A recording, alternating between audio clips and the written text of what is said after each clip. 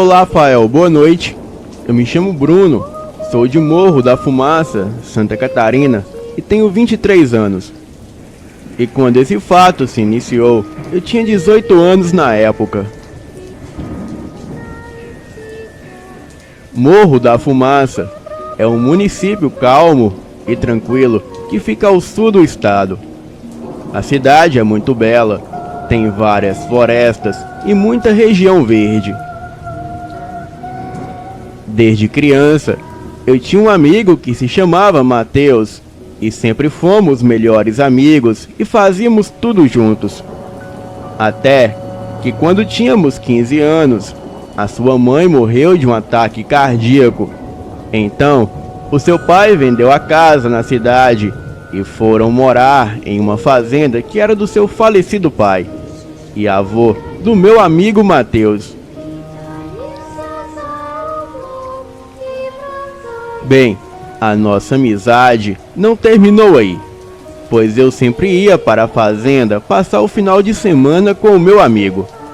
Até porque, como era área rural, ele não tinha amigos lá da idade dele. A fazenda ficava nos arredores de uma cidade vizinha, um local bastante ermo e à margem de uma rodovia federal. E no dia em que começou essa história, chegamos lá bem cedo, como de costume, pois quando ele vinha para a cidade com seu pai na sexta-feira, eu voltava com eles para a fazenda. A casa grande ficava um pouco distante da rodovia e não havia nada por perto, exceto a casa do caseiro, que ficava a algumas distâncias. E nesse dia ele não estava, tinha ido até a cidade. A casa grande era uma construção muito simples, com uma grande escadaria na frente, porque embaixo ficavam os aposentos, onde antigamente era a senzala. Essa parte tinha sido fechada com tijolos e ninguém entrava lá. Passamos o dia tomando banho de rio, brincando, tocando violão, mexendo com as vacas e nos aventurando por dentro do mato no terreno da fazenda. E do meio para o fim da tarde, voltamos para a casa grande para continuarmos as nossas conversas e brincadeiras. A casa consistia numa grande varanda que percorria a casa pela frente e pelos lados. Havia uma grande sala, um corredor e no final deste, uma enorme sala de jantar ladeada por 4 quartos, sendo 2 de cada lado. E no final ficava a cozinha. Não havia área de serviço, porque atrás da cozinha ficava um enorme galpão, onde o seu pai guardava a velharia e coisas como serra elétrica, carrinho de mão, cadeiras velhas, essas coisas. A fazenda ficava bem próximo à floresta, e sempre que eu ia para a sua casa, eu escutava sons estranhos vindo da floresta à noite, como gritos e até mesmo choro. E sempre que eu perguntava para o meu amigo, ele dizia não ouvir nada. Um certo dia que passei ali na fazenda com o meu amigo, era tarde da noite e ele dormia profundamente. Então, comecei a ouvir aqueles gritos esquisitos que pareciam de choro ou lamento, eu não sei explicar. Eu me levantei da cama e fui até a cozinha, pois o som vinha próximo daquele lugar. Ninguém estava acordado, pois não havia nenhuma luz acesa. E lá fora ainda estava bem escuro, pois como era inverno, e o inverno nessa cidade, à noite, fica mais escura que o normal. Tentei então acender a luz da cozinha, ainda ouvindo o som daquele choro. Porém, não foi surpresa a luz não acender. Ela apenas piscava, mas não acendia totalmente. E isso é até normal, pois eram aquelas lâmpadas compridas, fluorescentes, e quando está muito frio, elas não acendem de primeira. E mesmo com a luz piscando, eu ainda estava ouvindo aquele barulho vindo lá de fora. Mas o estranho foi que no momento em que a luz se estabilizou, aquele som lá fora parou. E como eu ainda estava sonolento, eu resolvi voltar para a cama e nem dei tanta importância depois que o barulho parou. Mas para minha surpresa, quando eu me deitei novamente, o barulho recomeçou. Mas desta vez não parecia ser aquele choro esquisito. Desta vez pareciam ser urros. Ah não, aí já era demais. O meu sono já tinha dado adeus naquele momento. Eu resolvi não ligar para aquilo, pois deveria ter uma explicação bem lógica. Então, eu me cobri com o cobertor e fiquei ali até o dia amanhecer, e só assim eu consegui pegar no sono. Comentei o fato com o Matheus na manhã seguinte, mas ele pareceu não se importar. Então, o resto do dia se passou normal, e no domingo eu voltei para a minha cidade. E no outro final de semana, quando eu voltei para a fazenda do meu amigo, ele me disse que algo estava acontecendo em sua casa, e que tudo que eu tinha presenciado antes, como os barulhos vindo da floresta, era tudo real. Ele apenas fingia não ouvir, porque ele acreditava que se não notasse, aquilo ia embora. Mas acontece que tudo aquilo ficou pior. Na noite de sexta para sábado, na fazenda, sentamos na cama perto da janela do seu quarto e ficamos jogando futebol de PlayStation 4, enquanto conversávamos, pois na fazenda não havia sinal de celular e nem internet. E foi aí que começamos a ouvir os barulhos estranhos vindo da floresta. Ficamos com muito medo, então decidimos abrir a janela e espiar para ver o que era aquilo. Entre a sua casa e a floresta havia uma grande área aberta, e podíamos ver vagamente a área aberta por causa da luz da lua, mas não podíamos ver além da escuridão da floresta. E de repente, uma grande criatura humanoide que parecia um grande lagarto, aquilo saiu de dentro da floresta. Ele possuía longas garras em suas mãos e os seus olhos eram vermelhos. Ele esticava a boca, jogando a cabeça para trás e produzindo aquele som de choro e grito ao mesmo tempo. Ficamos em choque presenciando aquela cena. Então, eu gritei um pouco alto, fazendo com que a criatura nos percebesse. E mesmo aquilo estando a uns 200 metros de nós, ele escutou o meu grito abafado. Então, aquilo simplesmente ficou invisível. Sim, ele não desapareceu, ele ficou invisível, pois deu para ver ele sumindo aos poucos como se camuflasse. E isso foi o bastante para nós trancarmos a janela, apagarmos as luzes e ficarmos em silêncio até pegar no sono. E no dia seguinte nos questionávamos se realmente tínhamos visto aquilo mesmo ou se era apenas a nossa imaginação.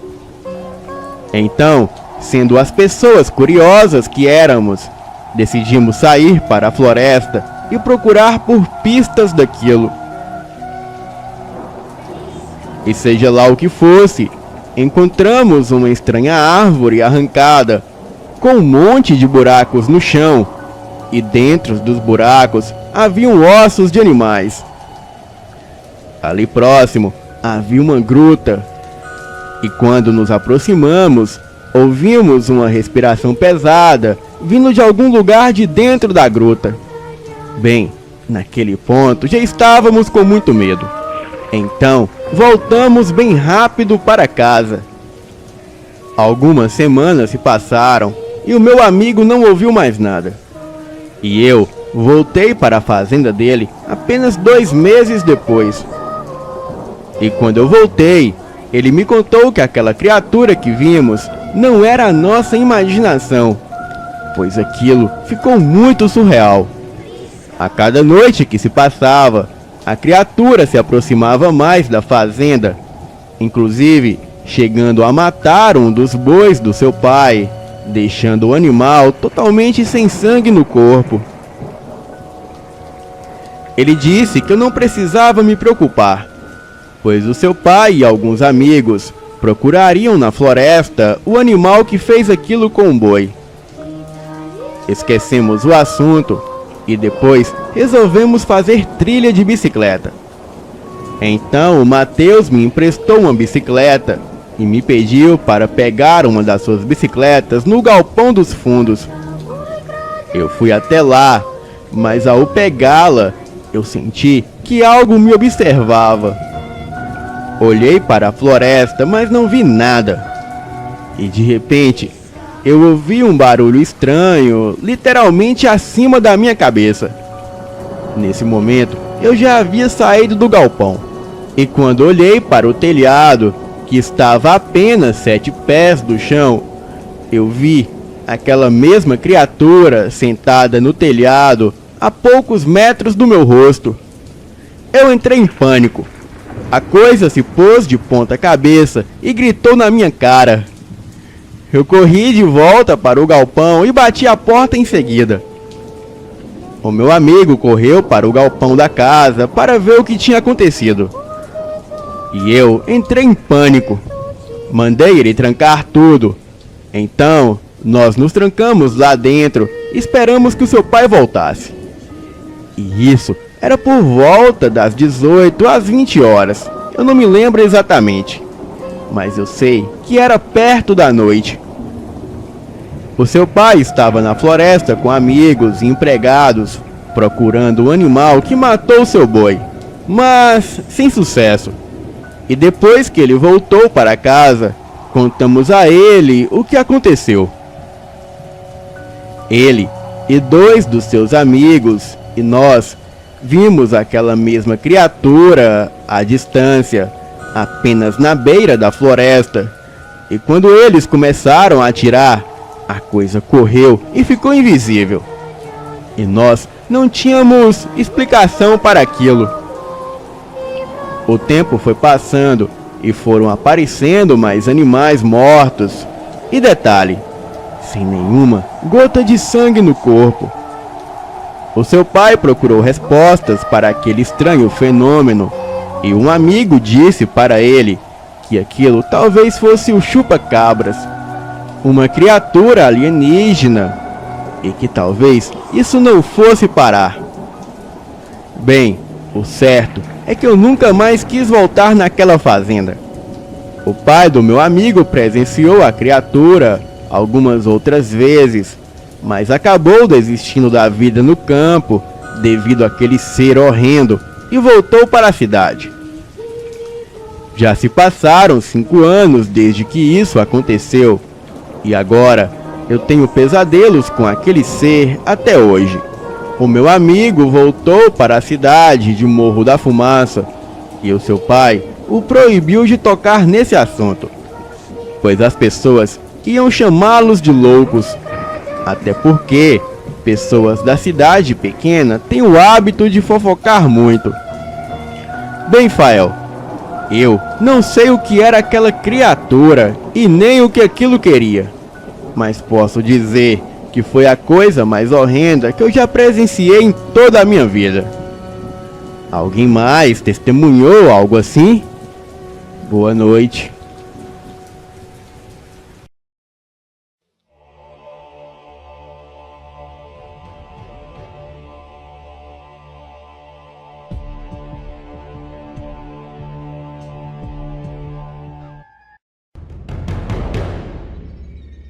Tudo começou em uma noite que estava muito quente e escura.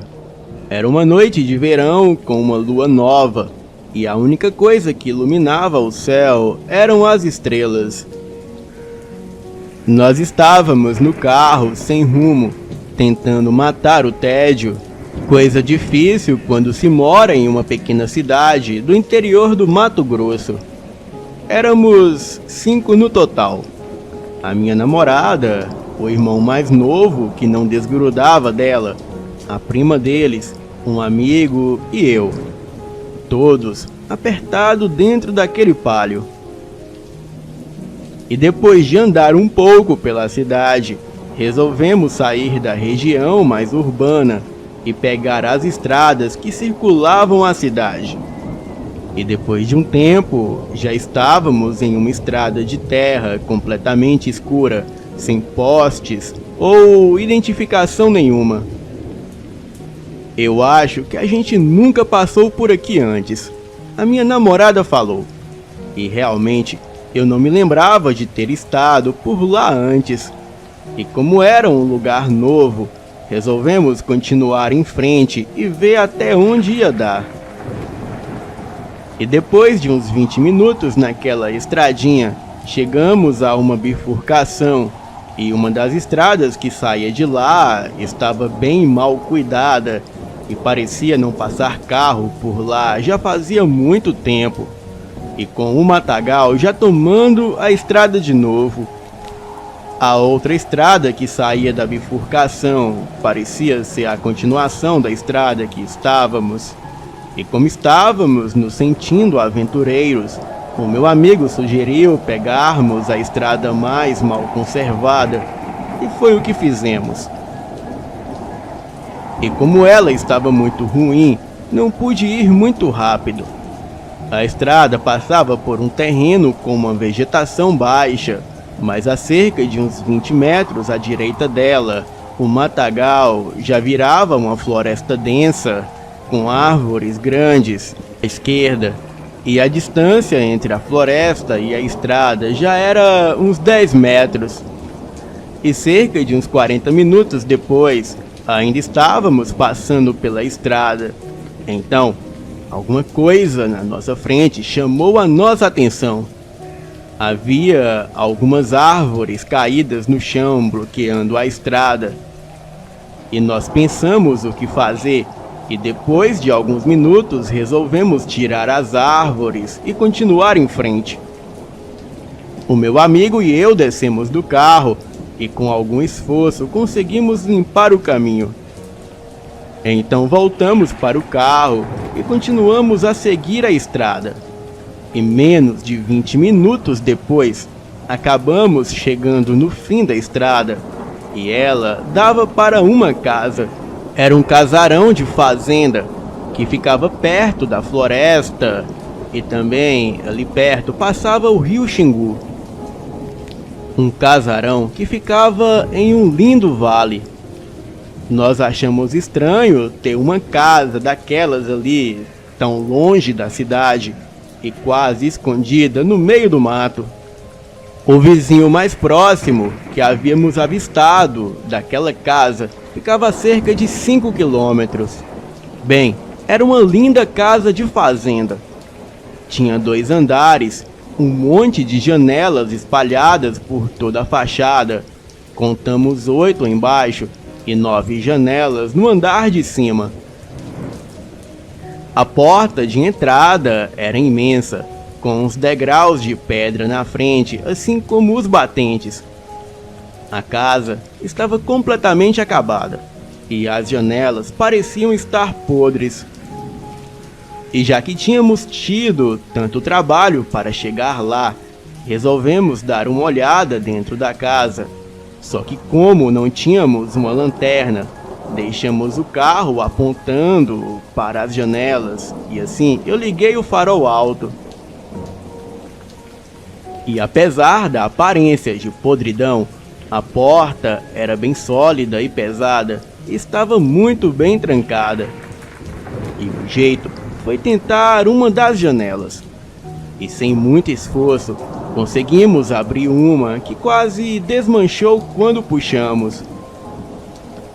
O meu amigo entrou primeiro para dar uma olhada lá dentro, ver se o chão não estava podre e se o teto ou as paredes não pareciam que ia cair ou qualquer coisa assim do gênero.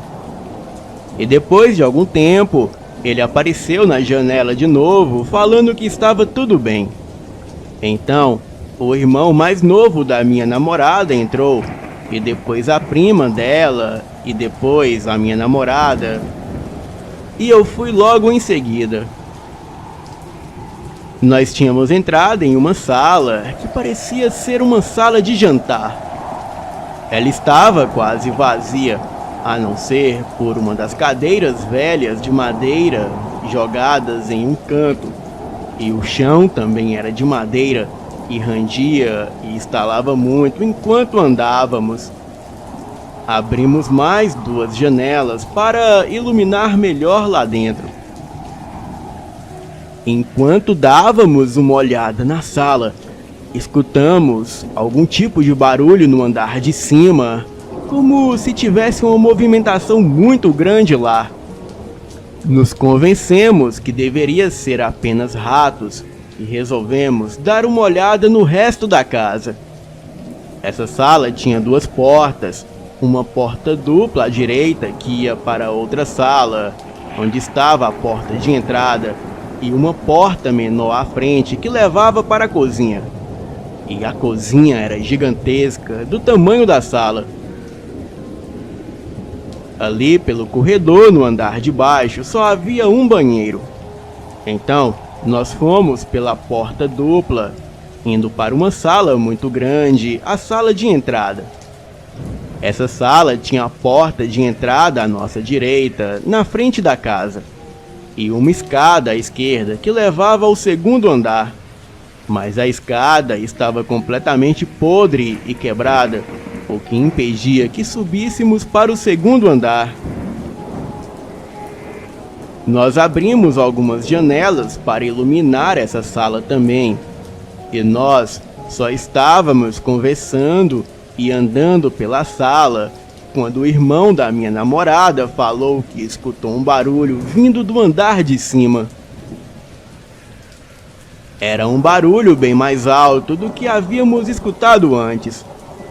Nós pensamos que ele queria simplesmente assustar a gente. Então, todos nós ouvimos aquele barulho alto. Era o mesmo barulho que o chão fazia quando a gente pisava nele. E também escutamos alguns gritos que pareciam ser de morcegos. Bem, deve ser o barulho da casa assentando. O meu amigo falou: é só a casa estalando. Ela já está velha. Então, ouvimos o som de novo e de novo. E pareciam passos em algum lugar lá de cima. E não dava para dizer direito de onde vinham. Então todos, menos a prima da minha namorada, nos aproximamos da escada para tentar ver se conseguia ouvir alguma coisa lá de cima. Então ouvimos o som de novo e 3 passos, e de repente parou. O irmão da minha namorada falou: será que tem alguém lá em cima? Mas ninguém respondeu. Então nós ouvimos um grito estridente, mas não estava vindo lá de cima, e sim da janela. Era a prima da minha namorada. Enquanto nós fomos ver a escada, ela ficou na janela olhando lá fora. Ela veio correndo na nossa direção e começou a falar que tinha alguém do lado do carro. E quando ela falou isso, eu senti o meu sangue esfriar e todos os pelos do meu corpo se arrepiarem. A minha namorada grudou em mim e tremia toda. Você tem certeza que você viu alguém do lado do carro? O meu amigo perguntou. Tenho sim, eu vi. Eu não vi de onde veio, mas estava parado do lado da porta do passageiro. Ninguém estava com a mínima coragem de ir ver se realmente tinha alguém lá fora. Então, as luzes do farol começaram a ficar fracas. O que é isso? O que está acontecendo? O irmão da minha namorada perguntou. Acho que a bateria do carro está acabando. Eu respondi. A minha namorada começou a apertar a minha mão e a chorar, falando que aquilo não era hora para a bateria do carro acabar. E nós todos estávamos com muito medo. Alguns segundos depois, a luz do farol do carro apagou completamente e nós 5 ficamos no mais completo silêncio. Então, o meu amigo logo falou: alguém vai ter que ir lá no carro ver o que aconteceu, ou pelo menos ligar ele. Claro que esse alguém era eu. E algum tempo depois, eu resolvi que não tinha outro jeito, e eu ia ter que ir lá fora mesmo no escuro. Eu falei que eu ia, e que era para eles ficarem onde estavam. Eu tentei fazer o mínimo de barulho possível até chegar na janela. E mesmo com os olhos acostumados com a escuridão, eu não conseguia ver nada. Só uma sombra mais escura que eu esperava ser o carro, e só o carro. Eu pulei a janela e fui devagar, segurando a chave do carro. E quando eu cheguei no carro, eu abri a porta e a luz interna logo acendeu. Eu achei isso estranho, já que se a bateria tivesse acabado, a luz de dentro do carro não acenderia.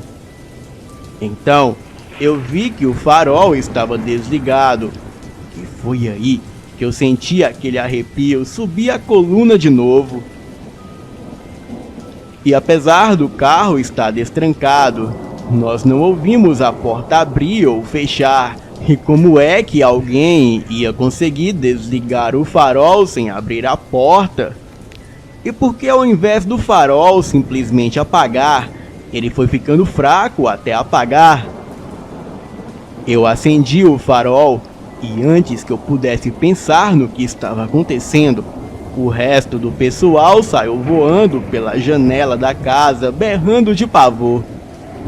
A minha namorada e o irmão dela estavam chorando, e a prima deles estavam com uma cara de completo pavor, e o meu amigo estava mais branco que uma vela.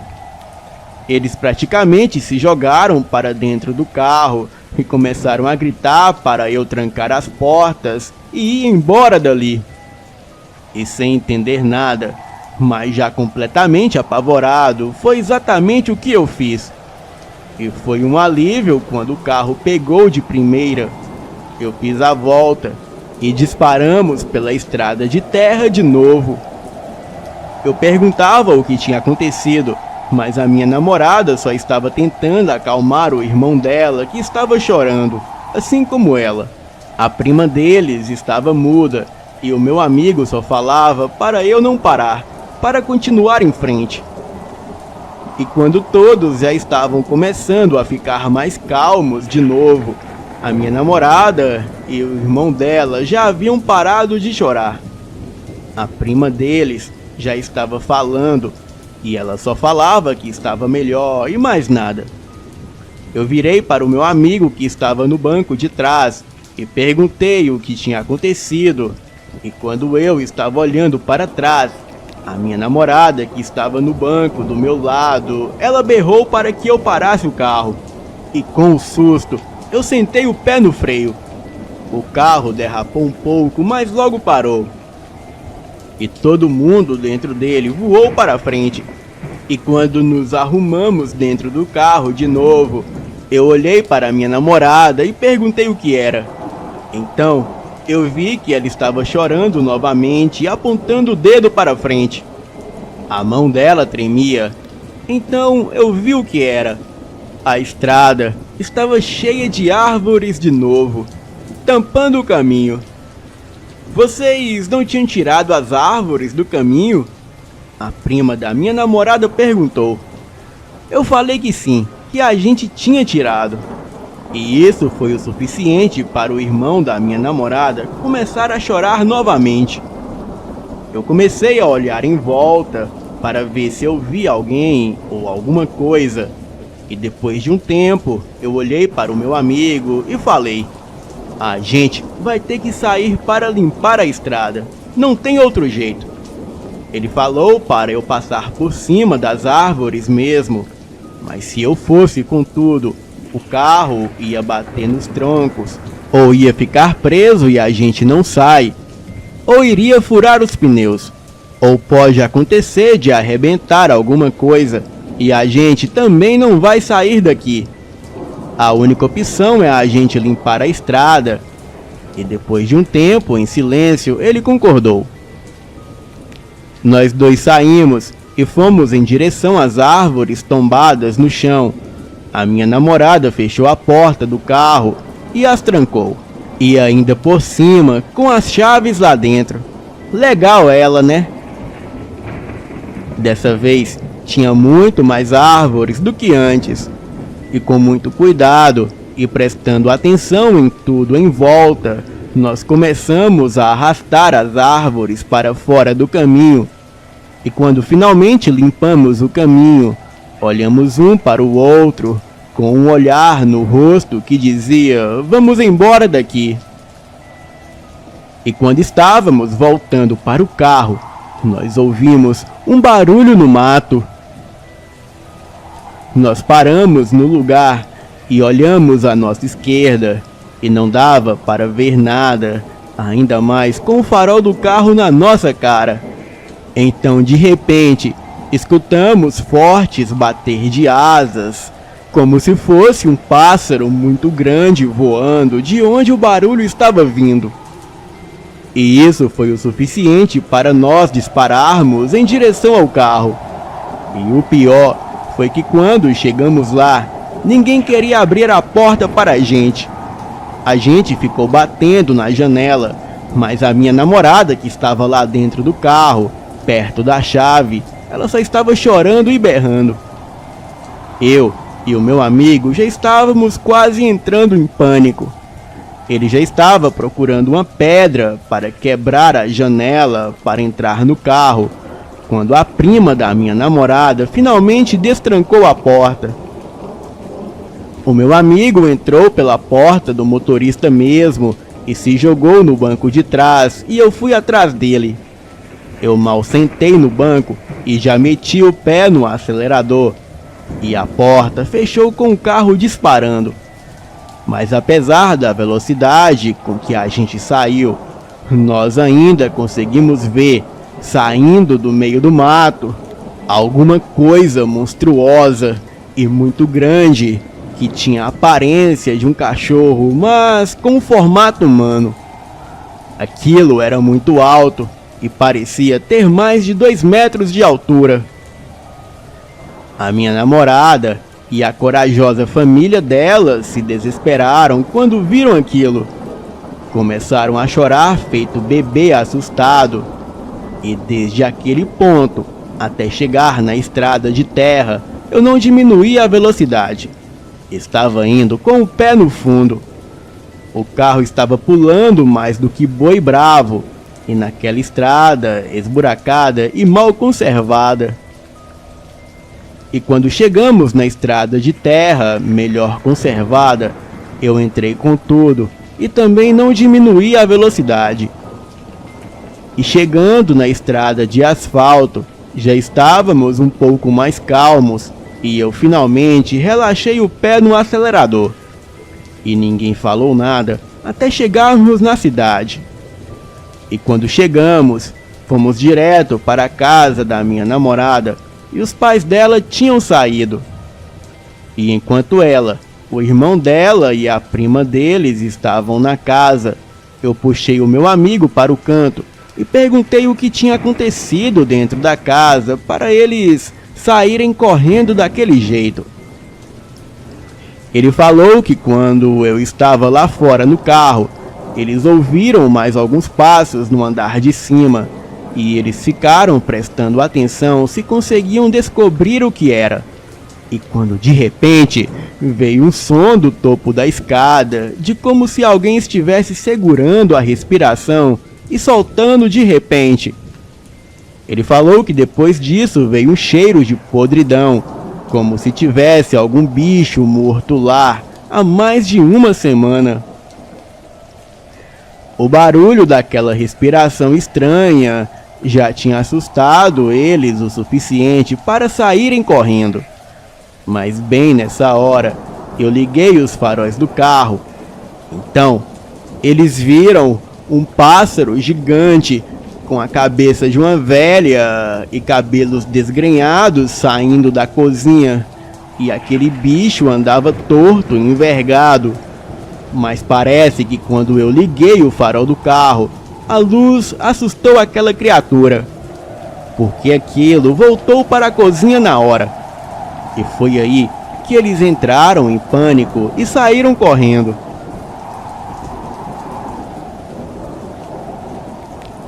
Ele falou que não deu para ver o que era direito, e eles praticamente viram aquela mancha negra voltando para a cozinha. Até hoje, eu não sei no que foi que a gente esbarrou. O irmão da minha namorada tem pesadelos até hoje com aquela noite e não gosta nem um pouco de falar no assunto.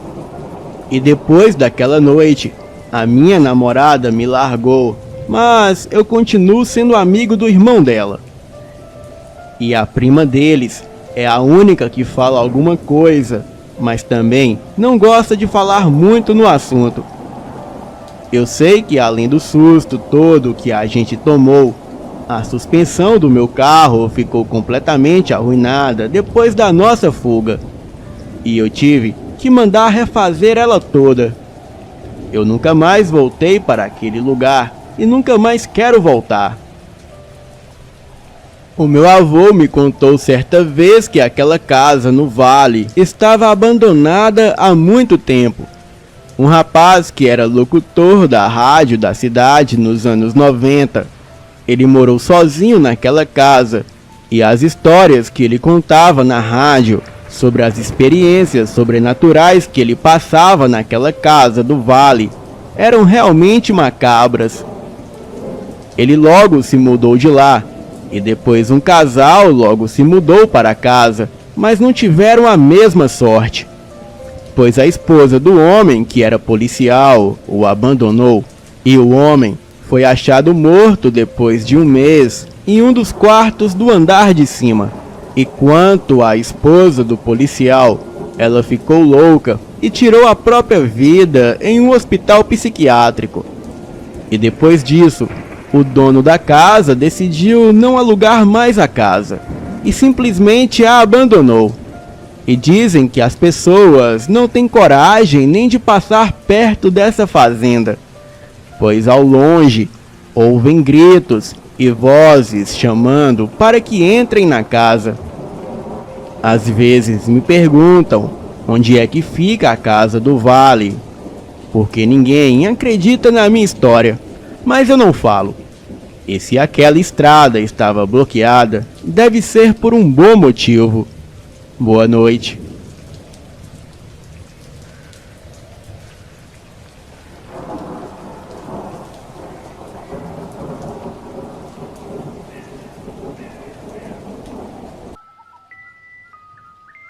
A minha esposa Helena acabava de ser promovida com uma remuneração irrecusável, fora encarregada de restaurar o altar de uma igreja, em uma vila próximo à cidade de Friburgo, no estado de Brisgóvia, na Alemanha.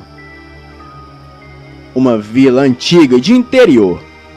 Apesar de não gostarmos do norte, principalmente no inverno, pelos seus longos dias de escuridão e o frio inumano, o dinheiro e a facilidade de termos uma casa nos esperando e o plano de retornarmos assim que o seu trabalho estivesse concluído, nos fez aceitar a proposta. Bem, eu me chamarei aqui de Jacob, e todos os nomes que usarei são fictícios, pois sei que muitos podem não acreditar, mas o sobrenatural é real. Então, para não ser taxado de louco por alguns membros do canal, eu usarei nomes fictícios, até mesmo para não comprometer o canal. Bem, eu sou brasileiro, mas vir morar na Alemanha tem mais de 30 anos, e aqui eu vou levando a minha vida. Bem, sem questionar as possibilidades do que viesse a acontecer, eu fiz o que fazia sempre. Aquilo que é de costume para alguém desempregado e que insiste em viver da sua própria maneira, remando contra a corrente e tentando ao mesmo tempo negociar com ela, usando a sua imaginação. No meu caso, eu escrevia histórias, um roteiro e, quem sabe, um romance. Bem, eu nunca consegui ganhar dinheiro com isso e com nenhuma dessas atividades, e trocaria toda a imaginação e toda a inspiração do mundo para voltar atrás no tempo e não ter que vir para este lugar, tão pequeno quanto escuro, e tão frio e implacável quanto a surpresa macabra que iria nos assolar nos próximos dias. Era uma cidade isolada, em uma floresta congelada, onde todos os habitantes poderiam ser contados nos dedos, assim que entrassem no único supermercado que existia por ali. Nos mudamos com nosso filho Santiago, o qual eu tomava conta desde que nasceu. Eu estava farto da cidade grande e não conseguia trabalho, e cheguei a um ponto, para lhe ser honesto, que eu nem queria trabalhar mais. Então, quando a minha mulher entrou em nosso apartamento, radiante e com a sua nova proposta, não pensamos duas vezes. Por que não? Nos mudamos o mais rápido que podemos. A casa era espaçosa em uma vila, onde outras casas eram cercadas por uma floresta coberta de neve, que, segundo os vizinhos, nos dá uma sensação de segurança, de que não existe nada do outro lado. Bem, eu não preciso dizer que em poucos dias já sabíamos que tipo de lugar era aquele. Um lugar pequeno e tranquilo, entediante, onde as pessoas vivem um dia após o outro sem esperar que o futuro seja lá muito diferente do passado. Helena havia ido visitar a igreja, a qual restauraria. Santiago, em seu primeiro dia na escola, esperava que eu fosse buscá-lo mais cedo, pois tudo era novo para todos nós. E eu estava em casa, sozinho, trocando o papel de parede de um dos quartos, quando ele apareceu em nossa porta. Ouvido alto da escada, eu pus o pincel com a cola no parapeito da janela e observei por algum tempo, e pensei que esses encontros se dessem no verão, onde viajantes perdidos e cansados como ele despertassem um tipo de pena e empatia naqueles que se encontram em determinada parte do dia, também sozinhos. Eu fiquei encarando a porta fechada, indeciso se deveria abri-la ou não. Olhei pela janela da cozinha e ele ainda estava lá, na mesma postura como havia chegado, e desta vez lambeu uma das patas. Por que não? Eu abri a porta lentamente para não assustá-lo, e para minha surpresa, ele não estranhou quando me aproximei. Pelo contrário, ele permaneceu parado, na escuridão da tarde, como se esperasse que eu o convidasse para entrar. Bem, e foi o que eu fiz. E quando eu saí da frente da porta aberta, eu disse: "Vem, pode entrar." Ele pulou para dentro de casa e timidamente circulou entre as minhas pernas, roçando o seu pelo branco acinzentado e gelado, de maneira amistosa e satisfeito. Bem, eu tinha que ir buscar o meu filho na escola. E antes de ir embora, Eu abri a geladeira e coloquei um pouco de leite em um pires perto do radiador. Olha, garotão, daqui a pouco eu volto. Eu lhe disse antes de sair. Santiago não parecia ter gostado muito da nova escola, o que é normal. As outras crianças já se conheciam. A classe já estava formada, o tal momento de adaptação. Bem, ele nem me olhou direito. Perguntei como foi o seu dia e ele respondeu que foi bom. Respondeu seco. E então fomos caminhando dentro da escuridão das 4:30 da tarde, de volta para casa. Vamos lá, filho. Amanhã será melhor. Eu tentava animá-lo. Ah, eu não gosto daqui. Ele respondeu chutando a neve presa na calçada. Mas filho, nós acabamos de chegar, cara. Ah, eu não gosto daqui. Eu não conheço as outras crianças. Bem, eu possuía um trunfo. E para não estragar a surpresa, eu lhe disse: tem alguém lhe esperando lá em casa. Ele veio nos visitar hoje. Quem? Você vai ver quando chegar em casa. Eu acho que vocês serão bons amigos. Ah, eu não quero ter amigos aqui. Mas esse é diferente. Você vai gostar dele. Não falei mais nada até entrarmos em casa. E quando terminamos de jantar, esperei pela objeção da minha mulher. Ela olhou para o menino com o cão abraçado e me pegou pelo braço falando baixinho.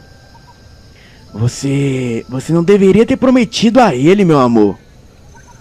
Por que, Helena? Ah, sei lá. E se esse cachorro for de algum vizinho? E se alguém vier procurar por ele? Ah, eu não acredito. Ele não tem nenhuma coleira e nenhuma identificação. Mas você viu atrás da orelha? Se tem alguma marca, sei lá, algum chip? Claro que sim, meu amor. Eu não encontrei nada. Nem castrado ele é. E além disso, se alguém quiser o cão de volta, nós compramos um novo para o Santiago. Confie em mim. Eu acho que esse cachorro está perdido há muito tempo e veio de dentro da floresta. Ah, então tá bom, Jacob. Mas você vai me prometer que vai conversar com ele. Vai tentar explicar para o nosso filho que talvez esse cachorro tenha um dono e que você não sabe se ele ainda pode ficar aqui. Olha, meu amor, eu farei isso com certeza, mas não hoje. O Santiago parece ter tido um dia difícil na escola. Amanhã eu converso com ele. E afinal, como foi o trabalho? Ah, eu fui visitar a igreja hoje. A restauração do altar será breve e logo. Logo o que, meu amor? Ah, eu também não sei. Eu ainda não sei se eu gosto dessa cidade. É que é pequeno demais.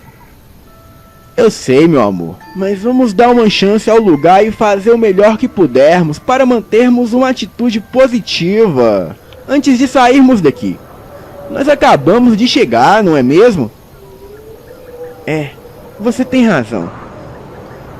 Bem, futuramente eu descobri que o cão era da raça Inuit do Norte, um tipo de cão-lobo e muito comum em lugares frios, principalmente pela sua semelhança com lobos, e alguns até vivem em florestas. Na sala, perto da lareira, o menino alisava as costas do cão em um gesto automático, enquanto assistia TV. E o cachorro permanecia relaxado com a cabeça canina deitado em seu colo. O garoto me chama ao perceber algo estranho com o animal. Papai? O que foi, Santiago? Os olhos dele, papai. Por que são assim? Assim como, filho? Assim, ó. Deixa eu ver. Me levantei enquanto Helena respondia e-mails clicando o celular na mesa da cozinha. E foi a primeira vez que eu havia examinado o cão de maneira mais minuciosa. Eu havia mentido, ou melhor, blefado, quanto ao chip detrás da orelha que, para minha sorte, ele não possuía mesmo. Mas sentei ao lado de Santiago e permiti que as nossas mãos se encontrassem entre os tufos de pelos brancos acinzentados. O animal me parecia saudável e, apesar de magro, não evitava as nossas carícias. O que eu acreditei ser docilidade naquele momento, e o que mais tarde se revelaria cansaço. O examinei com atenção por cima da cabeça e, tirando uma ou outra cicatriz coberta de pelos, o levantei e instintivamente joguei a cabeça para trás quando encontrei os seus olhos. Bem, eu nunca tive um cachorro, mas os olhos daquele não possuíam uma estrutura canina, pelo menos iguais aos cães que eu havia visto até hoje.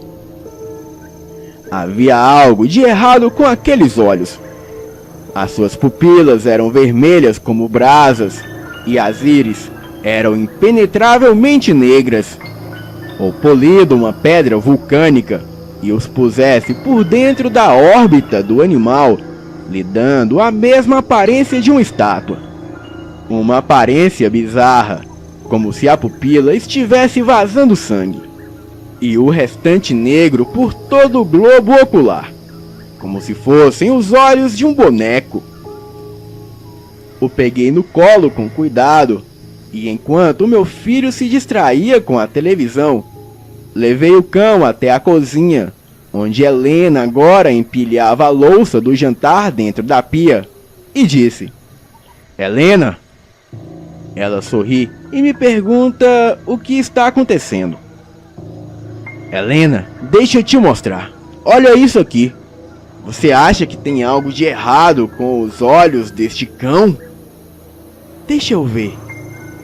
Você já deu comida para ele?" "Sim, eu dei um pires com leite e um pedaço de carne, mas eu não tenho certeza se ele comeu ou bebeu. O leite parece intocado." "Nossa, mas que estranho." Ela se espanta ao encarar o cão. "Bem, eu espero que não precise levá-lo ao veterinário," eu disse, me esquecendo de baixar o tom de voz. "Ele está bem, mamãe?" Santiago, atento, indaga da sala. "Eu acho que sim, Santiago."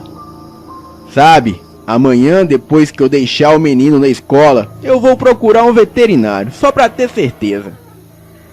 "Olha, meu amor, tomara que não seja caro, hein, Jacob?" Sempre que ela comenta algo sobre os preços, eu tenho a impressão que ela está dizendo: "Está na hora de você arrumar um trabalho, meu amor."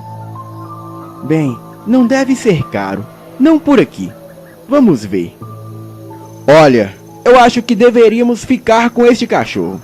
Eu sinto que ele pode trazer sorte, um movimento pela casa. Talvez um check-up e algumas vacinas no mais. Pois esse cão é bem dócil e será uma ótima companhia para o Santiago." E quando eu coloquei o cão no chão, outra vez ele se virou para mim e eu tive a impressão que ele me encarava, com a cabeça erguida na minha direção. E mesmo me sentindo incomodado, eu continuava observando o fundo vermelho dos seus olhos. A jovem veterinária se chamava Marette, e não foi difícil achar o seu telefone. Eu expliquei-lhe sobre o cão, e ela me disse que poderia passar na minha casa para ver o animal antes de decidir vaciná-lo ou não.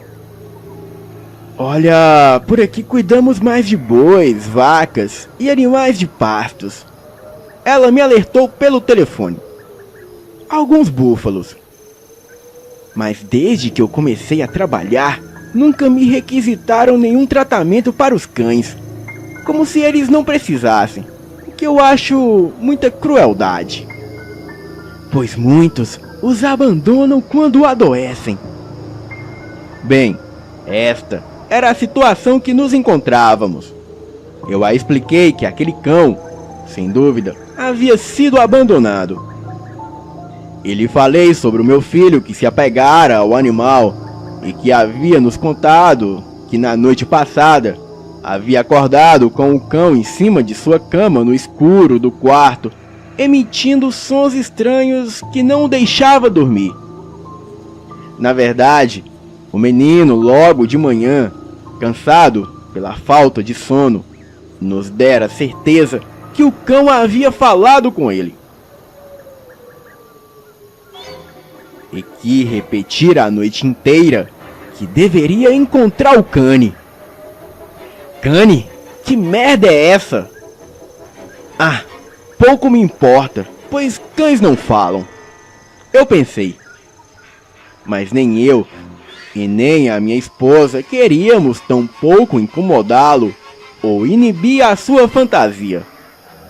A veterinária me perguntou se havia algo a mais, se eu percebi alguma característica peculiar no cão.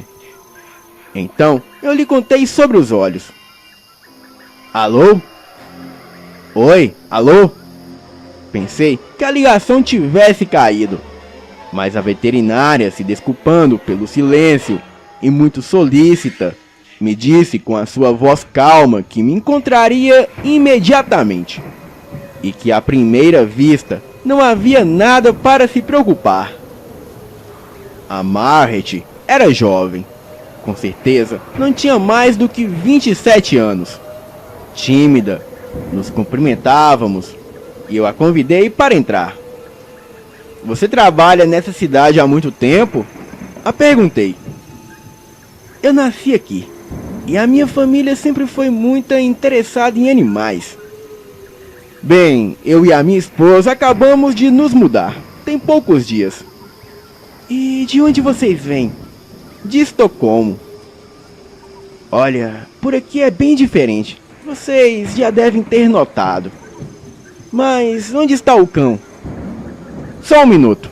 Ele deve estar no quarto do meu filho. Uma brisa fria entrava pela janela encostada. O cão, encolhido por cima da cama, estava dormindo. E assim que eu passei pela porta, os seus olhos vermelhos e negros se abriram, refletindo um pouco da claridade que restava dentro do quarto. E quando fui pegá-lo, ele esquivou-se e correu em disparada passando por mim, descendo as escadas. Eu me apressei. E quanto menos esperava, o cão parou no início da escada e ficou ali, encarando e rosnando para Margaret. Bem, eu achei aquilo estranho, pois o cão sempre foi dócil. Eu acho que ele se assustou. Ela me disse sorrindo. Bem, ele estava dormindo quando eu entrei no quarto. Coitadinho.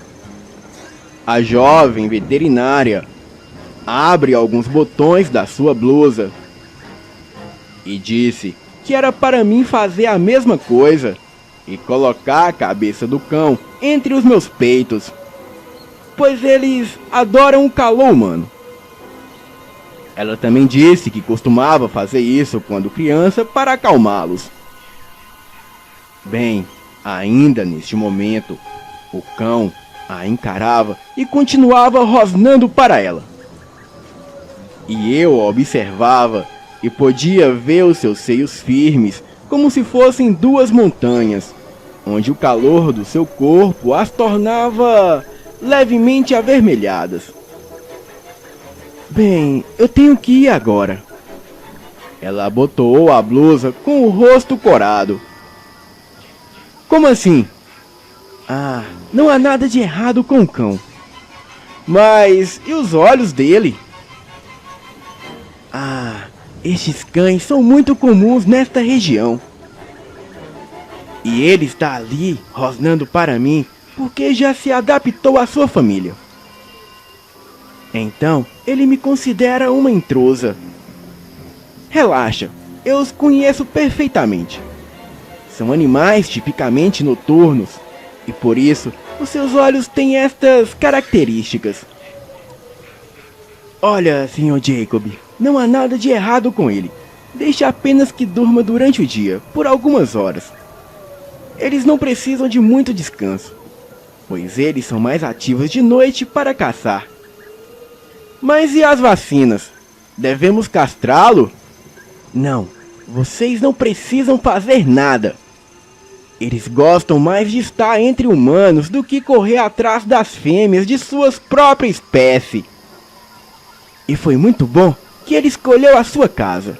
É um sinal de sorte. Ele chegou na hora certa, sabia? Bem, eu tenho que ir agora. Tenha um bom final de semana, Sr. Jacob. Mas tão rápido? Quanto lhe devo pela consulta? Nada. Absolutamente nada. Esta é a primeira vez que lhes visito, não é mesmo? Ela caminhava na direção da entrada esperando que eu lhe abrisse a porta. Sensual e um tom jocoso, ela acaricia os seios e diz que a primeira vez sempre é de graça. Não é assim que vocês dizem nas grandes cidades? Bem, eu não sei. Pensava enquanto a via entrar no carro, ajeitar o cabelo num coque e sumir contra a luminosidade tênue de um sol que começava a se esconder. Era noite de sexta-feira e uma lua tão cheia que eu nunca havia visto antes.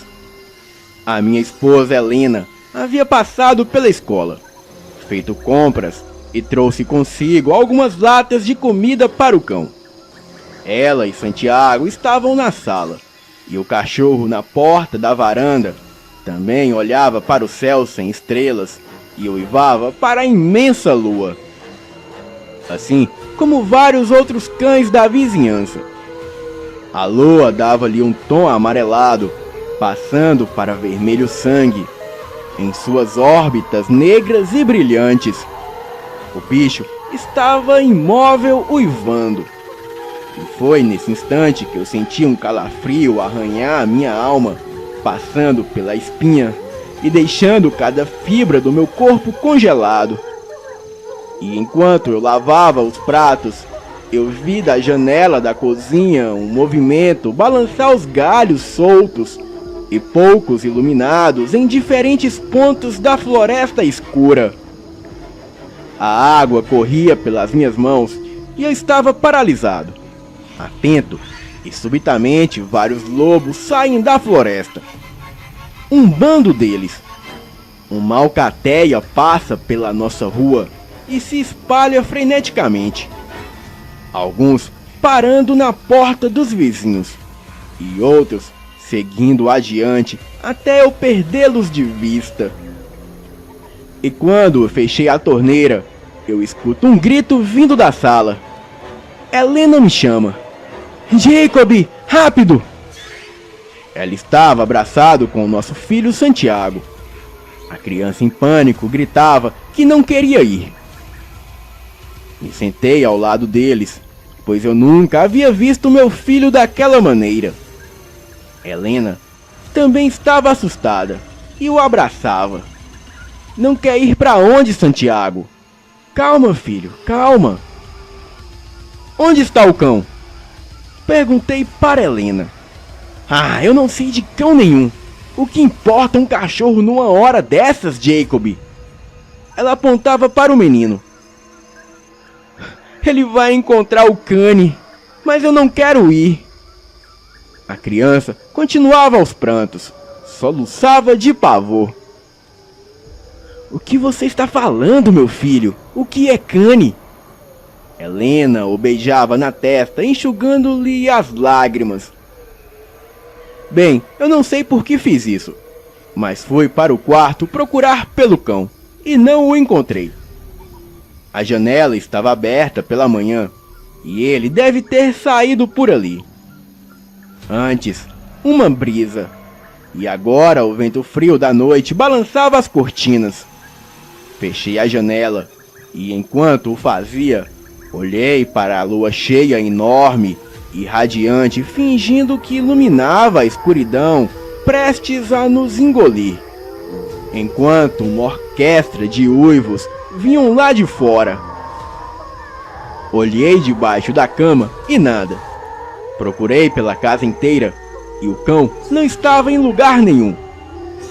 O menino havia acalmado. Estava deitado no colo da mãe, encolhido, quase adormecido. Helena assistia TV, mas eu sabia que apenas as imagens passavam por ela, pois os seus pensamentos moviam-se languidos, confusos, apenas captando o horror que acabara de presenciar vindo dos gritos do nosso filho. O que aconteceu com ele, Jacob? Eu não sei. Eu vou sair por 5 minutos para procurar o cão e já volto, ok? Saí e enquanto caminhava, eu vi alguns daqueles cães da raça Inuit do norte, parados, cada um em uma casa, uivando na varanda, não na mesma ordem. Portas se abriam e as pessoas colocavam os cães para dentro. Então, um casal gritou da varanda de sua casa para que eu entrasse em casa, trancasse as portas e colocasse sal grosso na porta de entrada. Por que não nos falaram? Desconhecíamos as regras daquela cidade isolada, distante de tudo e regida pela sua própria antiguidade demoníaca. Não sabia e nem fomos avisados, nem eu e nem a minha família, que não era permitido sairmos de casa, especialmente naquela noite, e que eles haviam esperado como seus ancestrais antes deles por aquele dia, pela completude do ritual sabático Acceptatio Diabolus Pater, que significa a oferenda para o pai dos canes. No interior daquela floresta negra com seus altares esculpidos em pedras iluminada apenas pela lua sangrenta de dezembro, aquelas bruxas, entre elas a veterinária Marette, que intercederia pela minha vida, me deixaram ver o que eu nunca esquecerei. Elas, as bruxas, sabem que vocês nunca acreditarão em mim e me utilizarão como parte de sua magia de castigos, do medo fecundado no meu interior. Bem, eu estava preso e amordaçado, presenciando aquele ritual, e aquilo destruiu a minha alma. E eu tenho a certeza que carregarei comigo aquilo que presenciei por toda a eternidade. E mesmo que eu implore, não querer existir mais nem aqui e nem em lugar nenhum. Em círculos, elas dançavam em volta de uma árvore de caule grosso, onde uma criatura estava amarrada com ramos de rosas secas. Ali, entre elas, havia uma fogueira. As bruxas estavam nuas, e mesmo diante aquele inverno rigoroso, e cada uma delas roçava o corpo nas pernas da criatura de aparência monstruosa, quase humana. A coisa deveria medir 2,5 metros. Era monstruosamente forte, pelos falhos e negros que lhe cobriam todo o corpo. E a sua cara era o mais bizarro. Era algo com a mistura de uma cara de búfalo com lobo. E era um ser amedrontador, que dele exalava um cheiro muito ruim, mesmo diante todo aquele frio. Tudo ficou claro em minha mente. Aquele era o tal Cane do Inferno, e eu era o sacrifício. E quando aquela criatura finalmente foi liberta, as bruxas se afastaram, e a coisa veio bufando em passos lentos em minha direção. Baba escorria daqueles dentes enormes e pontiagudos, e naquele momento eu sabia que seria devorado ali mesmo, como um pedaço de carne fresco sendo dilacerado. Eu, exausto e angustiado, entre gritos abafados pela mordaça que agora me sufocava, eu consegui me virar de lado e olhar para trás quando pude ver o cão do meu filho sair dentre as árvores. Bem, eu não tenho certeza se era ele, mas todos os cães ali eram dessa raça de lobos inuit do norte. O cão rosnou para a criatura, desviando-lhe a atenção. A fera soltou um urro ensurdecedor na direção do cão, mas sem temer mal algum, o cão foi para cima daquela coisa. Aquele cão era muito rápido, mas qualquer deslize seria o seu fim. Eu juntei todas as minhas forças e fui conseguindo me soltar aos poucos. E quando as bruxas perceberam, elas tentaram me conter.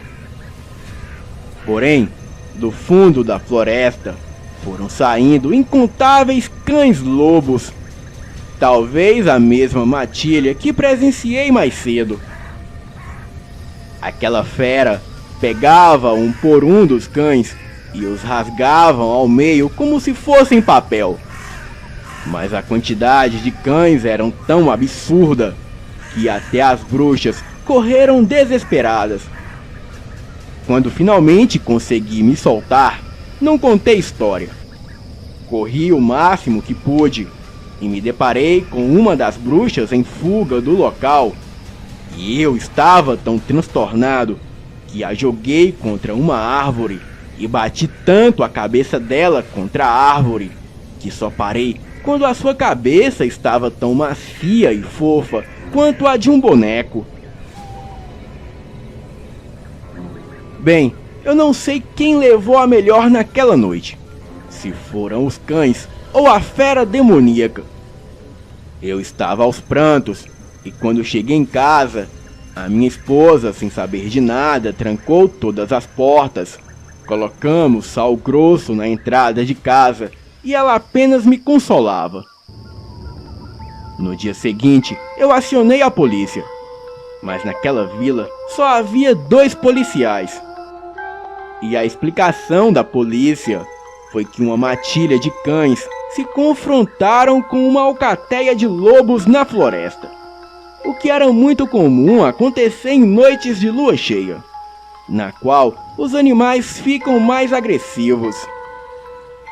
Quanto à bruxa que eu matei na floresta, a polícia disse que era pura imaginação da minha cabeça, pois nenhum corpo foi encontrado.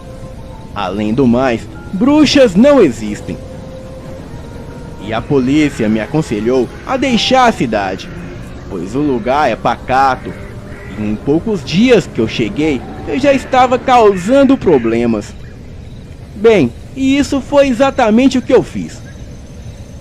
Naquele mesmo dia, eu fui embora daquela vila e voltamos para Berlim. E aquele foi o último dia que vimos o nosso cão. Aqui em Berlim, vivemos até os dias de hoje. E de vez em quando, eu viajo para o Brasil. E em breve, eu trarei alguns relatos de aparições que vi nas roças de Minas Gerais. Boa noite.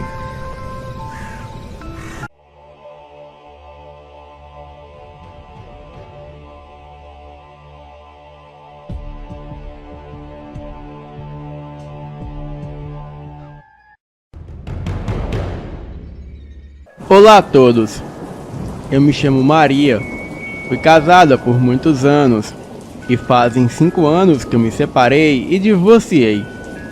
Fiquei muito triste com tudo isso, mais triste ainda pelas palavras grosseiras que eu ouvia do meu marido, tipo, você é gorda, tem muito seio, você é burra, idiota, etc. E depois de 2 meses dele sair de nossa casa, eu já não tinha forças nem para comer. Eu me sentia um lixo, gorda, burra, mal amada. Enfim, tudo de ruim estava em mim. Eu perdi o meu emprego e 1 semana depois eu perdi o meu pai.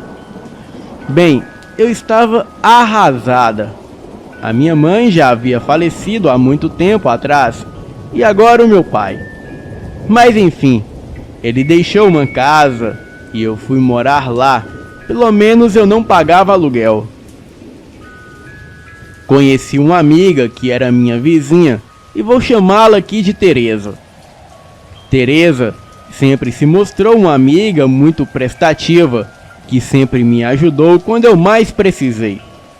E mais tarde, eu vi a descobrir que Teresa mexia com candomblé.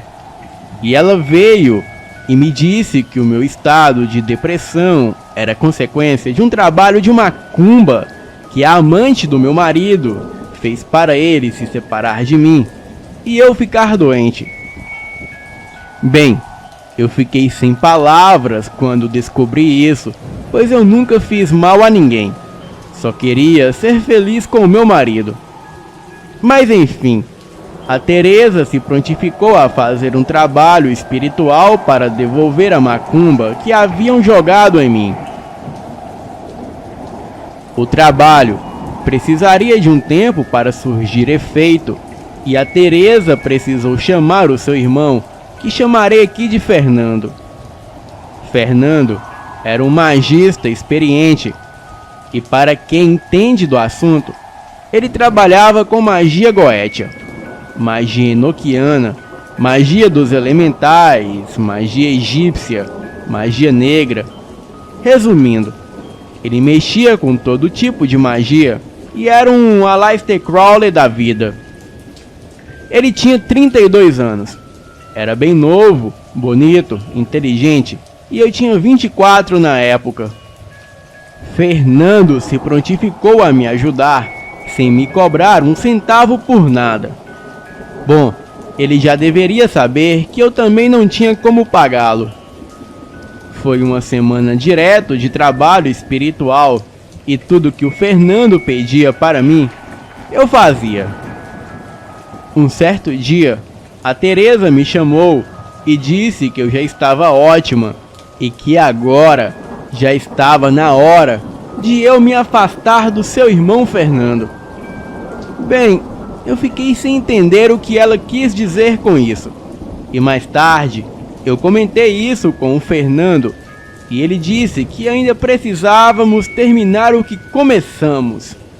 E disse também para mim não dar bola para o que a Teresa falava, pois ela estava meio louca. Naquele mesmo dia, ele foi tomar satisfação com a sua irmã e os dois brigaram. Óbvio que a partir daquele dia, ela não quis mais falar comigo.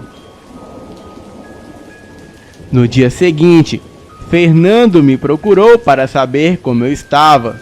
E depois de ver que eu já estava bem melhor, ele me chamou para sairmos e nos divertir. Bom, assim fizemos. Chegamos em casa às 2 da manhã, depois de ter tomado todas. O Fernando começou a dar em cima de mim, dizendo que eu era linda e se eu topava ficar com ele. Bem, eu sempre o vi como um amigo e disse que era muito cedo ainda para que eu me envolvesse com alguém. Ele pareceu não aceitar aquilo que eu disse e foi embora com uma expressão de ódio. Bem, eu deixei pra lá e fui dormir. E naquela noite eu estava meio dormindo, quando senti uma paralisia em meu corpo e senti nitidamente um homem forte. Eu senti o seu corpo nu em minha cama, senti as suas mãos passando em meu corpo e eu ouvi claramente: "Você é linda, gostosa e os seus seios são deliciosos."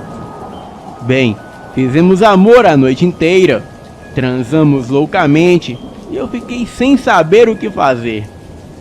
Acordei de manhã e estava com manchas em meu corpo pelos chupões que ele me deu. E eu, com vergonha, não contei nada para ninguém. Isso passou a se tornar frequente e todas as noites eu esperava por este homem. E eu não conseguia ver o seu rosto, mas tocava em seu corpo. E ele me fazia feliz, desejada, amada, mas isso não deixava de ser uma loucura, pois era um ser de outro mundo, me namorando nas noites escuras. Bem, eu não sei se o Fernando tinha alguma ligação com aquilo, mas não demorou muito para mim perceber o quanto estava apaixonada pelo Fernando. E logo caí na conversa dele de namoro. Mas foi só eu começar a namorar com ele que os ataques sexuais que eu sofri à noite simplesmente pararam. Bom, começamos a namorar e a morar juntos. O Fernando tinha o costume de sair em noites de quinta-feira e só voltava na sexta-feira pela manhã. Porém, ele voltava todo sujo e com as roupas toda rasgada, e ele nunca me dava explicação de onde estava indo. Então, como sempre fui ciumenta, eu decidi seguir ele, pois tinha certeza que ele estava me traindo com uma rapariga.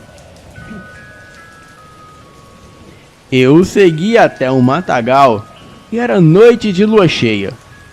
Me escondi atrás de uma árvore e pude ver o meu marido se transformando em uma besta demoníaca. Eu vi com os meus próprios olhos. Ele caiu no chão e começou a girar, e no momento achei que ele estava incorporando alguma entidade.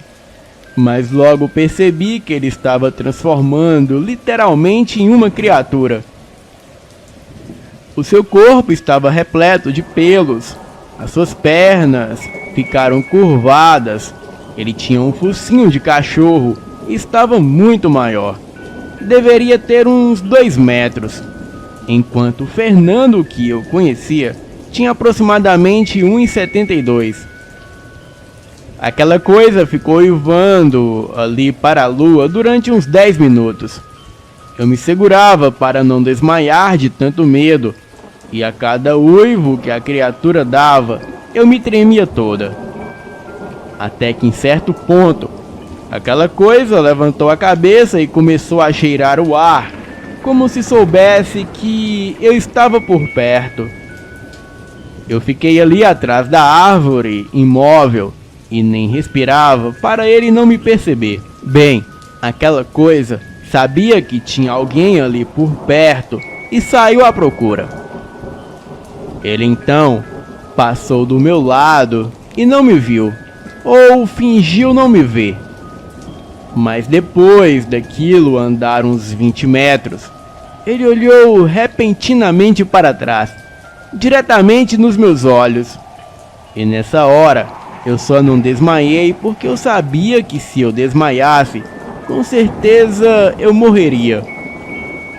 E quando aquilo me encarou, eu pude ver os seus olhos vermelhos, completamente demoníacos, e a criatura me encarou por uns 5 segundos, deu uma bufada e seguiu seu caminho, me ignorando. E de tanto medo eu fiquei ali até o dia amanhecer, e foi quando as minhas forças voltaram e eu pude ir embora. Voltei para casa. Estava decidida a deixar a casa, que era do meu pai, e voltar para a minha cidade. Mas para voltar, eu precisava de dinheiro e ainda faltava um mês para mim receber o meu seguro-desemprego. Então, eu tive que ficar ali até o final do mês. Mas para minha sorte, o Fernando não voltou mais.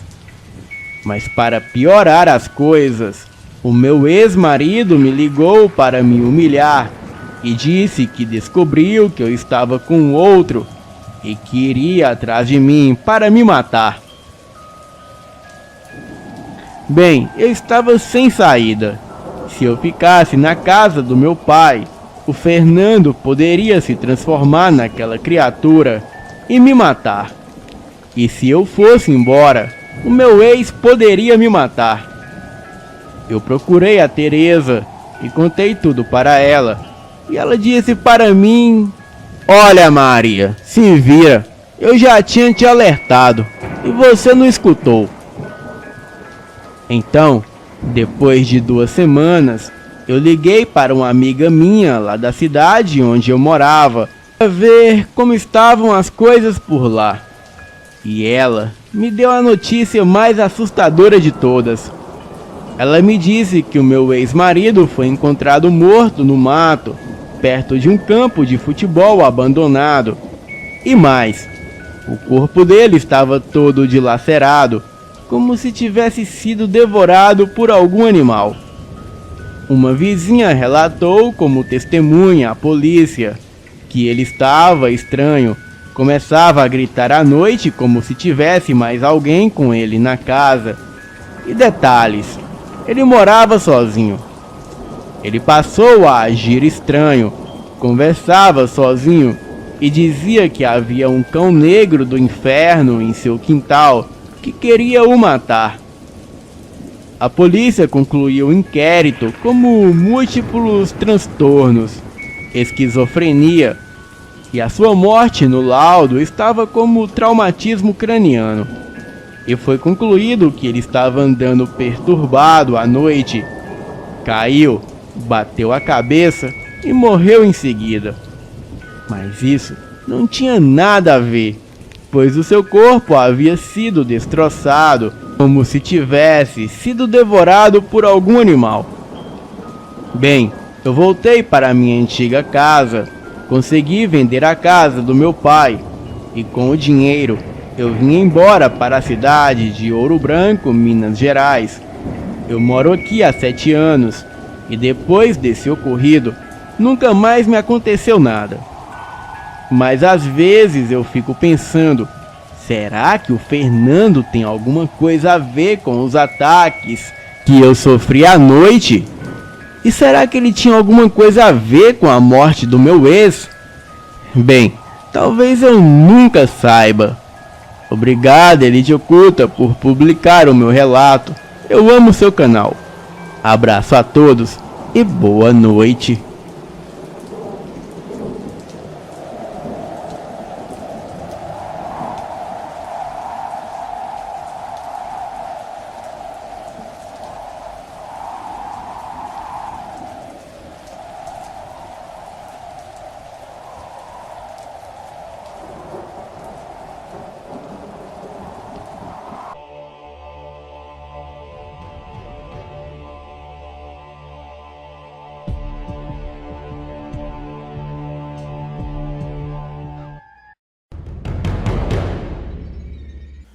Olá, Fael. Me chamo Alex, tenho 42 anos e moro em Fortaleza, no Ceará. Mas na época desse ocorrido, eu morava em Chorãozinho, no interior do Ceará. Nunca acreditei em lobisomens antes daquela noite. Aquela noite horrível. Uma cidadezinha no interior do Ceará, chamada Chorozinho, é o lar da minha família há gerações e sempre tivemos uma vida simples. E quando éramos crianças, nossos pais e vizinhos se reuniam em frente às casas para contar causos de lobisomens. O meu avô na época morava em Campestre. Ele tinha um sítio por lá e sempre que ele vinha nos visitar a cavalo, ele chegava com uma expressão de bravo e dizia que a praga do lobisomem atacou a sua fazenda. Ora comia um boi ou uma vaca, e ora comia as suas cabras leiteiras.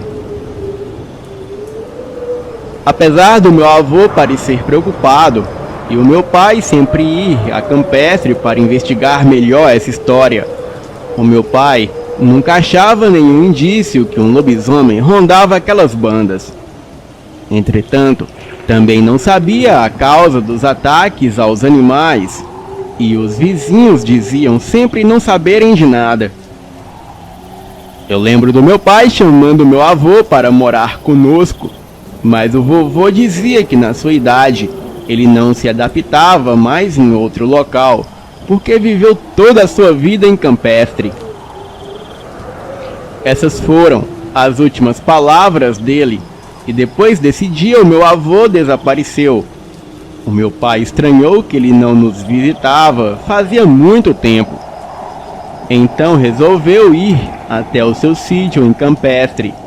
E chegando lá, os únicos indícios que o meu pai encontrou foram tiros disparados pela espingarda do meu avô, e a mesma espingarda jogada próximo ao galinheiro.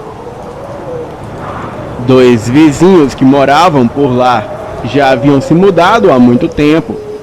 A polícia concluiu como assalto, mas o certo é que o meu avô nunca foi achado. Em todo aquele tempo, as histórias de lobisomens foram, é claro, passadas por minha família há gerações, pois até os avós do meu avô tiveram problemas com o bicho. Mas eu nunca acreditei em lobisomem. Com 17 anos, eu saía muito para caçar com meu pai nas matas. E como costumávamos dormir lá muitas vezes, tínhamos até uma cabana onde passávamos a noite. A cabana era simples, mas era um lugar calmo, pacífico e longe de tudo. Durante as noites, já havíamos presenciado de tudo dentro daquela cabana. Eventos sem explicação, como alguém bater a porta pela madrugada, risadas, ventania que começava e parava sem explicação, animais falantes e até mesmo as árvores sussurrando. Parece tudo surreal, mas quem nunca passou a noite sozinho nas matas não tem do que duvidar. O tempo passou e o meu pai se foi. Ele morreu de um AVC, mas eu continuei a modificar a nossa cabana e realmente já chegava a ser uma casa no meio da mata. Eu me casei e a minha esposa realmente não gostava muito daquele lugar. Ela dizia que a cabana ficava em um lugar assombrado. O meu pai me ensinou a nunca ter medo de coisas sem explicações que aconteciam nas matas. Bastava eu respeitar a floresta, que a floresta me respeitaria de volta. Porém, entretanto, existia uma criatura que ele chamava de o Predador.